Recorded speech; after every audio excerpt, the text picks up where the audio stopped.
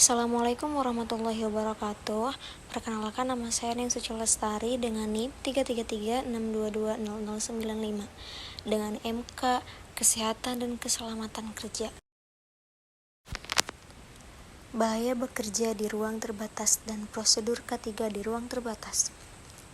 Pekerja di ruang terbatas memiliki risiko terhadap pekerja di dalamnya, sehingga diperlukan prosedur kerja atau regulasi untuk menjamin keselamatan pekerja di dalamnya ataupun aset perusahaan. Beberapa potensi bahaya pekerjaan confident space adalah kekurangan atau kelebihan gas oksigen, terpapar gas atau cairan beracun, bahaya terperangkap. Bahaya lainnya seperti aliran listrik, terbentur, terpeleset, dan lain-lain. Untuk definisinya yaitu, confident space adalah ruang yang cukup besar dan luas serta memungkinkan pekerja untuk masuk dan bekerja di dalamnya, yang mempunyai akses masuk dan keluar terbatas serta tidak dirancang untuk tempat kerja. Selanjutnya adalah jenis-jenis ruang terbatas.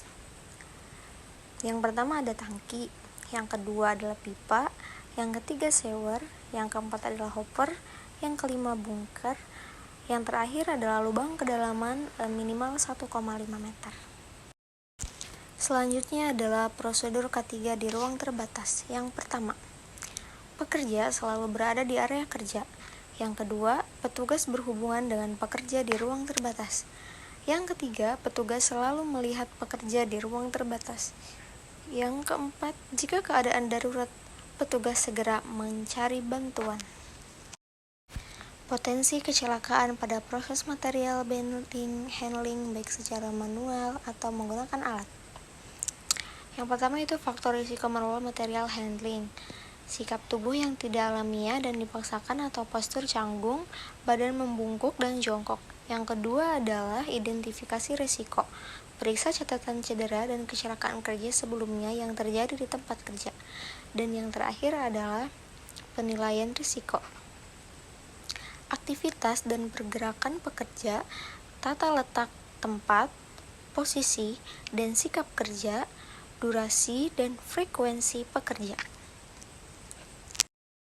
Selanjutnya yaitu handling secara manual.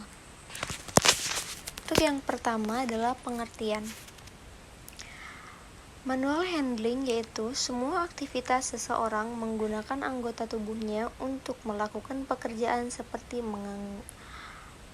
mengangkat, menurunkan, mendorong, membawa, dan memindahkan beban. Yang kedua adalah 5 tips material handling. Yang pertama, penyediaan alat pelindung diri atau APD. Selanjutnya, meminimalkan faktor risiko ergonomis. Selanjutnya, menggunakan peralatan material handling yang tepat. Selanjutnya, tingkatkan peralatan Anda. Untuk yang ketiga adalah tujuan handling. Tujuan menerapkan manual handling yang aman itu untuk memastikan aktivitas dilakukan dengan cara yang benar dan terkendali melalui pendekatan manajemen risiko. Untuk yang terakhir yaitu handling menggunakan alat. Untuk bagian pertama, apa saja material handling? Material handling industrial adalah hand stacker atau side loader, dan forklift, truck pallet, walkie stackers, high glider, dan sebagainya. Yang kedua, bagaimana memilih peralatannya? Bisa kita lihat dari sifat-sifat material tersebut, layout dan karakteristik bangunan, arus aliran produksi, pertimbangan biaya, sifat operasi, faktor-faktor teknis, dan yang terakhir adalah kendala peralatan. Selanjutnya yaitu apa itu handling equipment.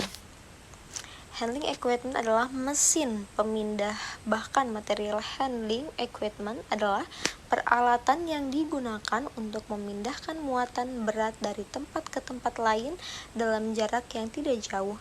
Misalnya pada bagian atau departemen pabrik, pada tempat-tempat pengumpulan bahan, lokasi konstruksi, tempat penyimpanan, dan pembongkahan muatan. Mungkin itu saja yang dapat saya sampaikan. Terima kasih.